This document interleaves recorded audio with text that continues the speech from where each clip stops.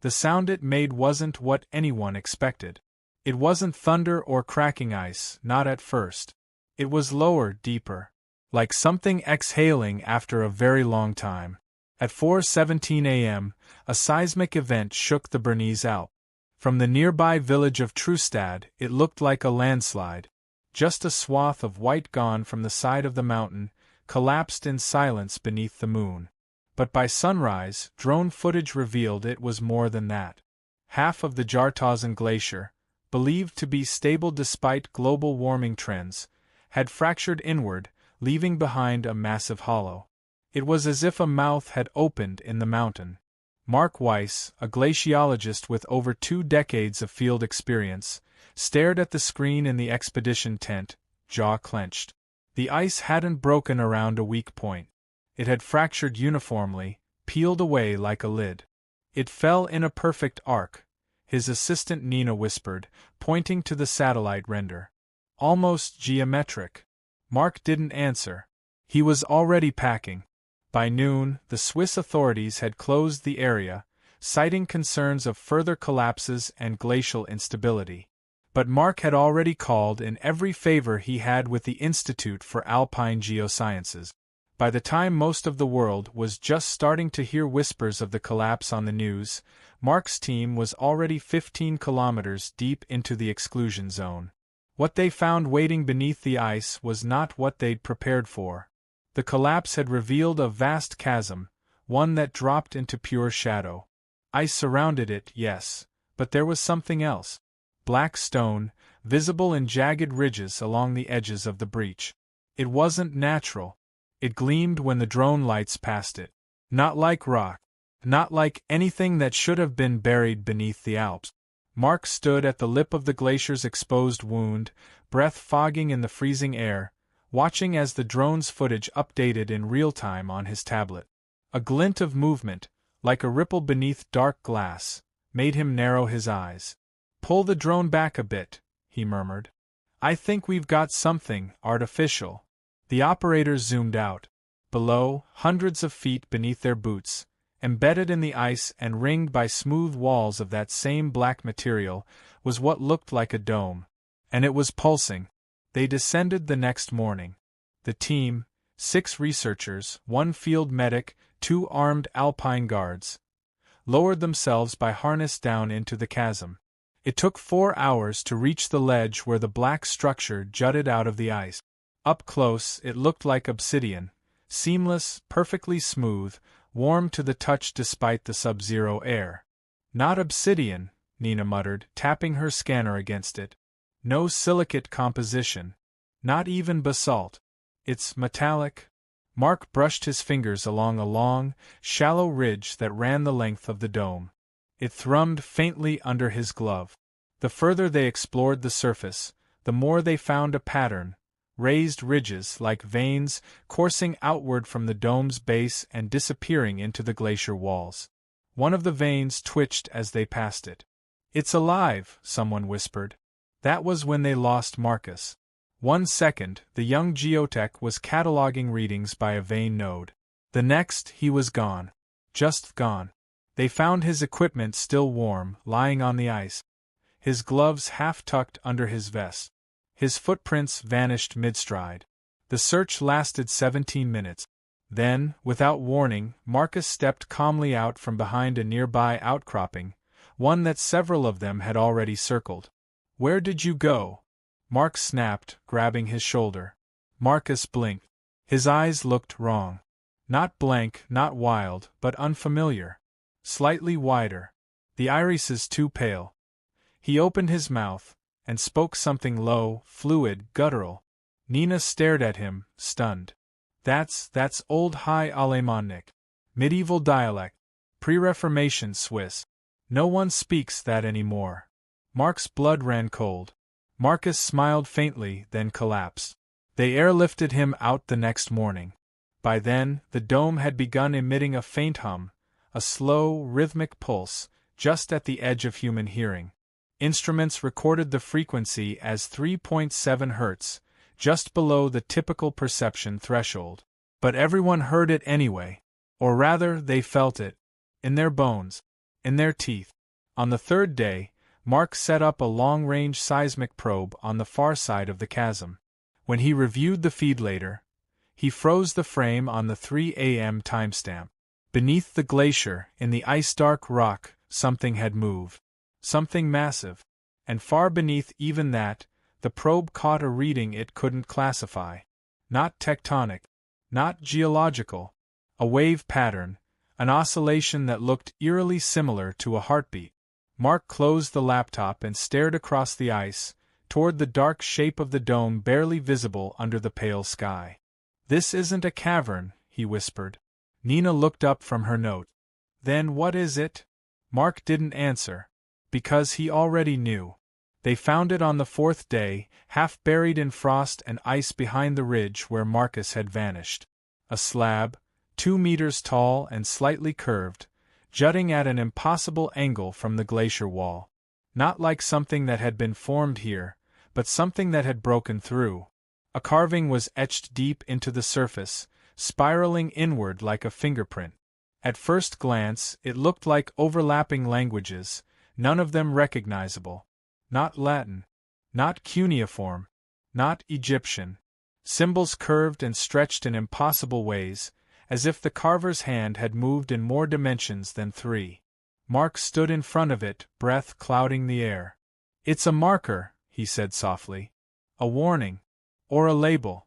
They set up lighting and scanned the surface. The glyphs moved.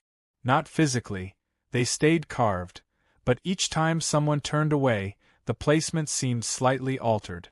Different depth, curves shifting. A spiral that hadn't been there before was now wrapping toward the bottom. The linguist they called in, Dr. Aurelia Zeben, took one look and refused to come closer. "This is wrong," she said, backing away from the tablet. "I can't read this, but I can feel what it's saying." "Feel it? It's not a creature buried here.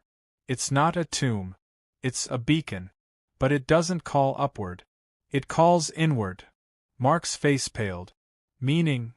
Aurelia looked at him. "This whole structure is a message. A warning. And we're on the wrong side of it."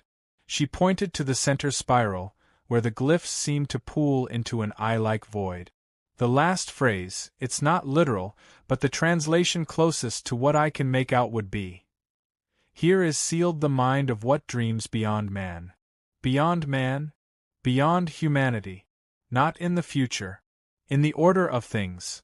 The spiral moved again while they watched. That night, Mark dreamt of something vast and slow, like a whale suspended in black ocean, dreaming of ships that would never reach it, but might one day knock. He woke with blood on his pillow from a nosebleed. So did Nina.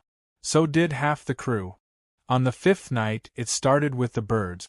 The team awoke to silence. No morning calls. No distant flapping of wings. The alpine swifts and crows, usually loud even in winter, were gone. Vanished overnight. When they reviewed the trail cams, they found footage of birds spiraling upward in a frenzy, flying directly into cliff faces or straight into the snow until their wings snapped. The rest simply fled. Then came the dreams. Everyone in base camp reported identical imagery. A groaning hum. A vast eye buried beneath shifting ice.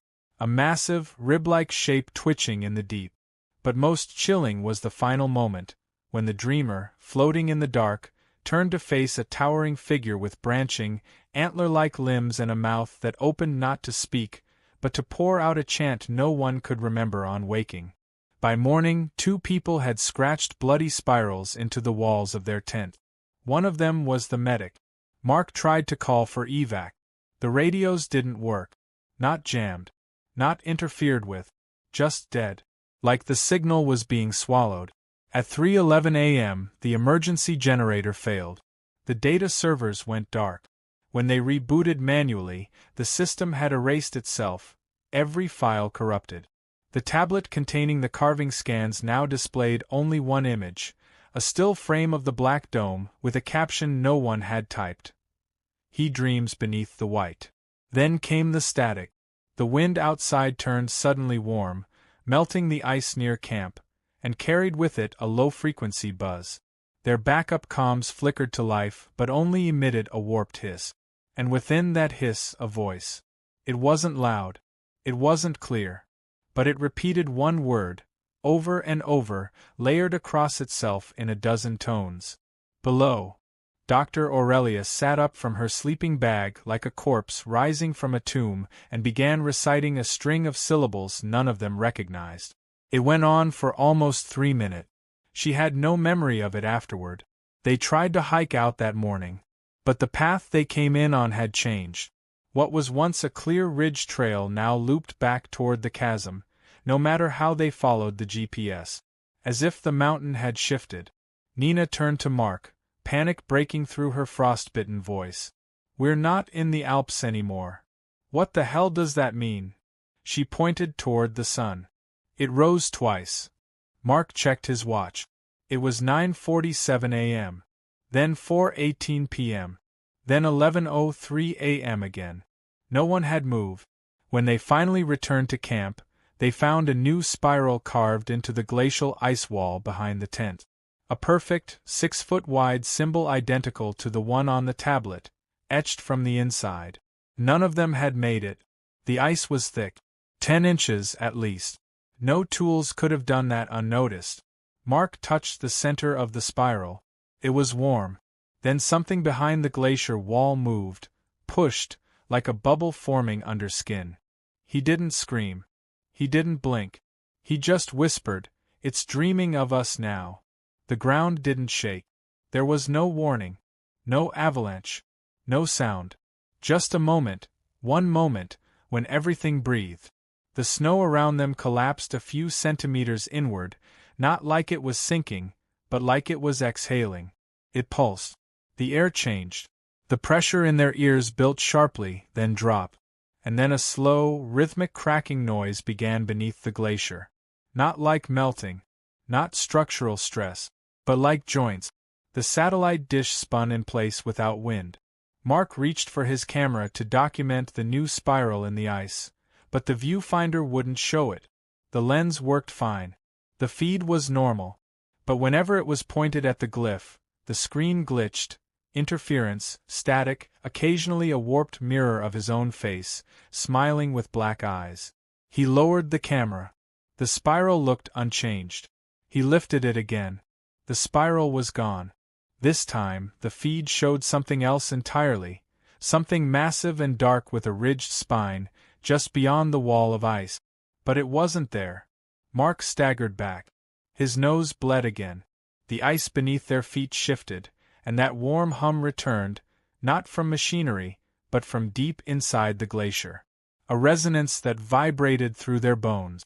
Then, the worst part. Not the silence, but the footsteps. Crunch, pause, crunch, pause.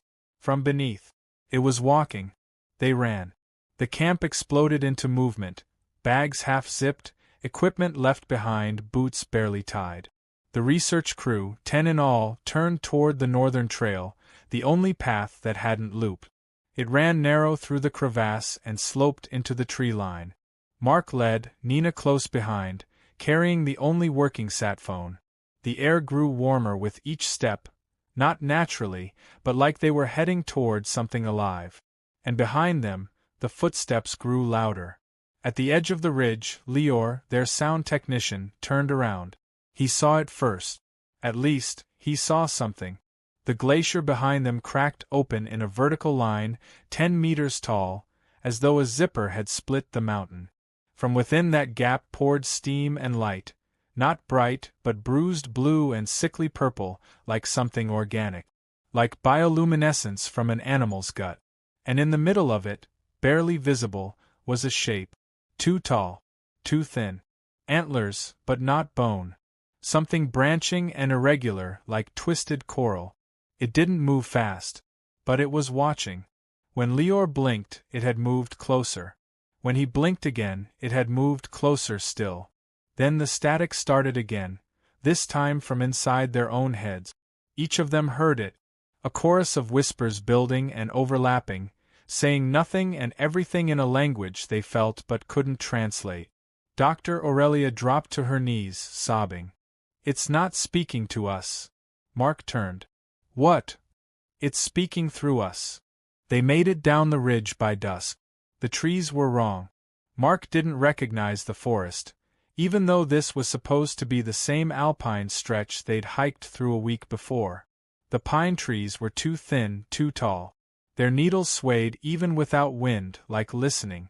The bark on some trunks had warped into patterns that vaguely resembled the glyphs from the slab. They kept moving. No one wanted to sleep.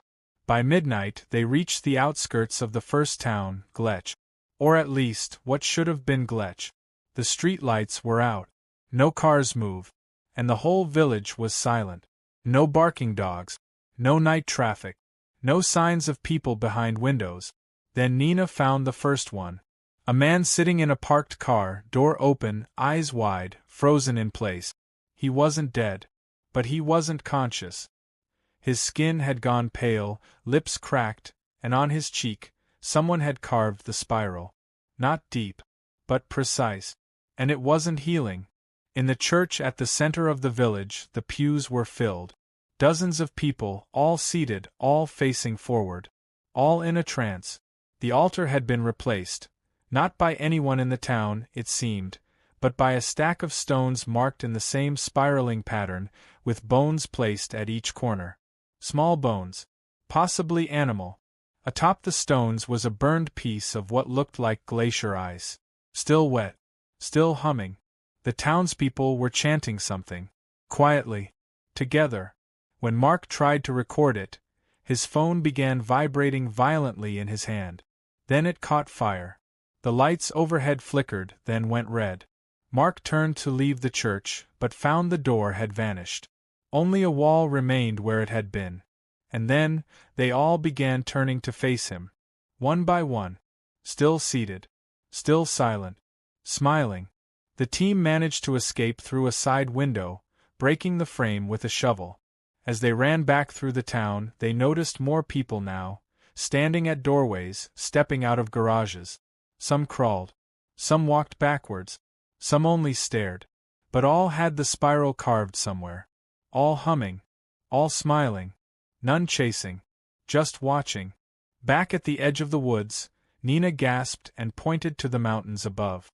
The glacier wasn't there anymore. Where it once had been, white and vast, was now a black crater, like a bite had been taken out of the Alps. The wind carried more heat now, and something like ash. Mark stopped. The clouds overhead spun in a circle. Not fast. Not violent. But deliberate. Dr. Aurelia stepped beside him. It wasn't buried, she whispered. It was anchored. Mark looked at her, not understanding. She said, "What came loose wasn't just a creature." He said nothing. And she said, "It was the weight that kept something else beneath it." They looked up together. And the stars above the crater blinked out, one by one. The team didn't stop running until they were deep in the next valley, lungs burning from the thin air and heat that shouldn't have existed this high in the Alps. They moved in silence. Not because they were being stealthy, but because something in the air made sound feel wrong. Too sharp, too echoey, like it traveled the wrong direction. Mark's phone had melted. Nina's satellite unit had gone dark. Their GPS was cycling wrong dates. Some were in the 1800s, others in the 2300s. None made sense. Then, around the bend of a high ridge trail above a logging road, they saw light, real light. Windows. Electricity. A station. The 4-story building looked like a mountain watch station. Likely part of the old border patrol, long abandoned but maintained as a backup emergency outpost. Relief washed over the group. They approached quickly, waving their arms, yelling. Someone opened the door. He was clean-shaven, wearing a heavy coat and glove. Smiling like he'd been waiting. And he said, "You made it." Mark slowed. "You knew we were coming?" The man nodded. "We didn't know it'd be you. But we've been expecting someone." Inside, the building was warm, lit. Working appliances. A generator humming in the back. There was even a kettle boiling on the stove. The man introduced himself only as Fritz. Dr. Aurelia leaned in. "How long have you been here?" Fritz didn't answer. Instead, he handed her a cup of tea. Mark pulled out the last working compass from his jacket. It spun wildly. He looked at Fritz. "You know what's happening, don't you?" Fritz smiled. "I do." The group fell silent as the building creaked. Something moved upstairs, but no one else was supposed to be in the station.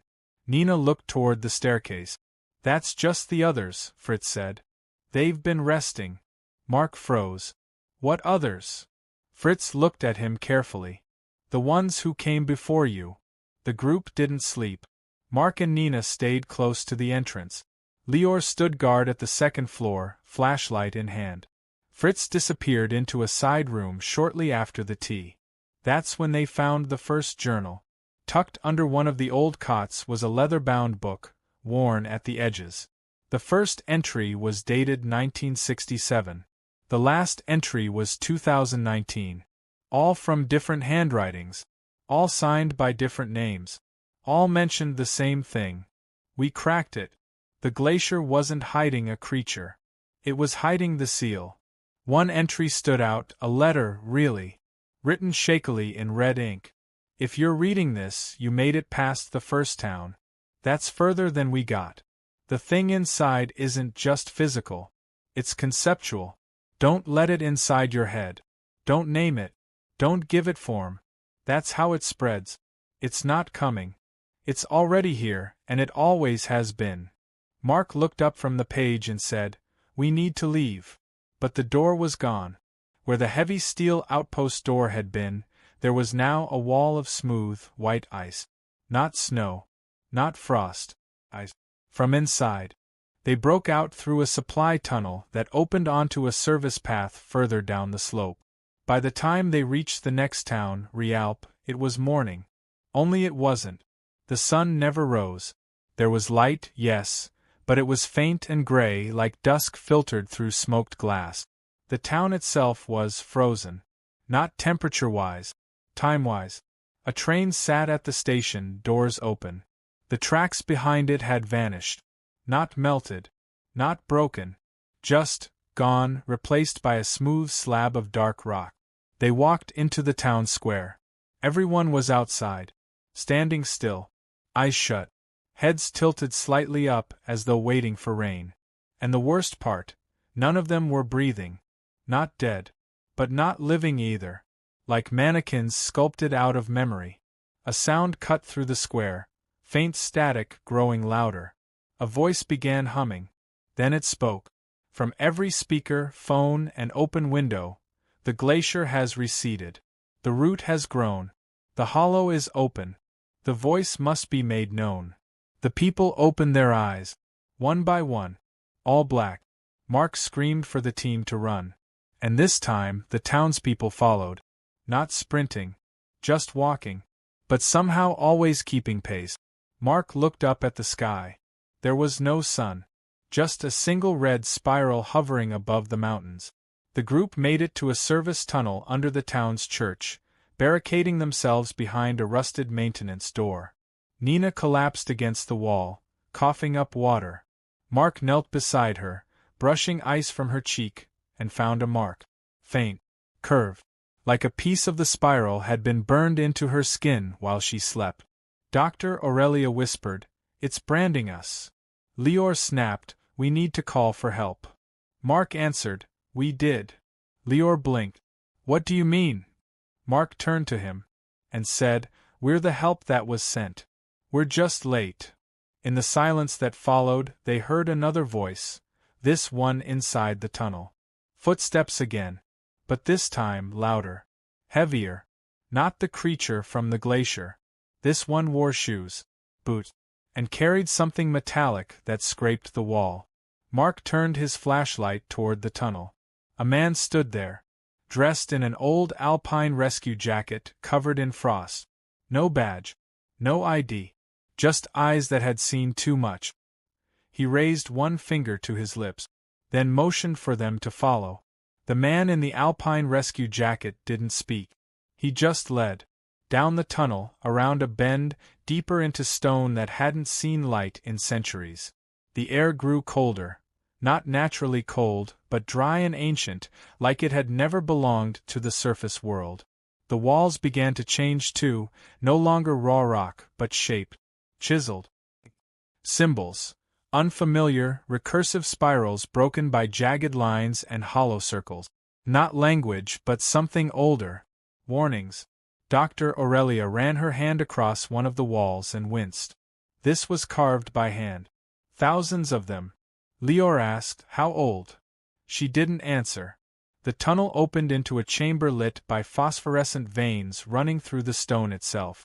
They pulsed with dim, cold light, white edged with blue, too regular to be natural but too organic to be manufactured. In the center stood a dais.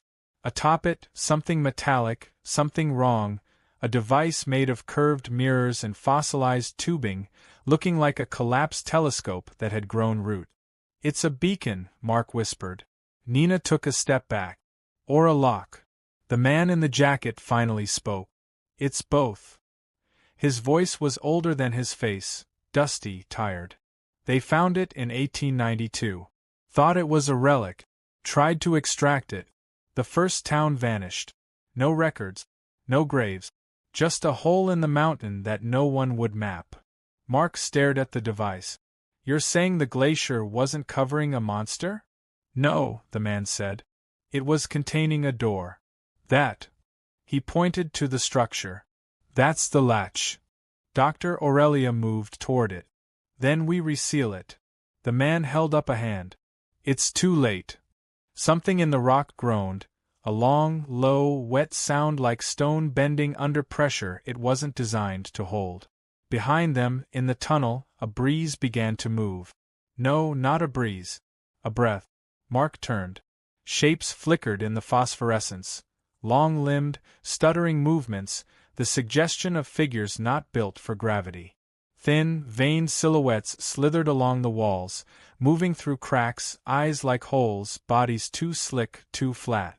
As if they'd come through the rock without displacing it. "The hollow has been heard," the man whispered. "What does that mean?" Lior asked. "It means the voice got out." Then he looked at them with tired eyes. "And the ones who hear it start to change." Mark was the first to scream. Not from pain, but from recognition. He backed away from the device and dropped to his knees, clutching his head. "I've seen this before. In dreams. No, before I was born. This shape. This light." The pulsing glow from the walls began to sync with the beat of his words. The spiral symbols on the floor flickered, slowly rotating, not physically but perceptually, as if the eye couldn't track what direction they moved. Dr. Aurelia grabbed him. "Focus!" But Mark's eyes were already gone, fully black, the whites filled in like ink had been poured beneath the corneas. "He's already heard it," said the man in the jacket. "There's no saving him." Nina reached for her belt and drew a flare. "We can burn it." The man looked at her. "You'd burn the mountain?" She didn't flinch. "If I have to."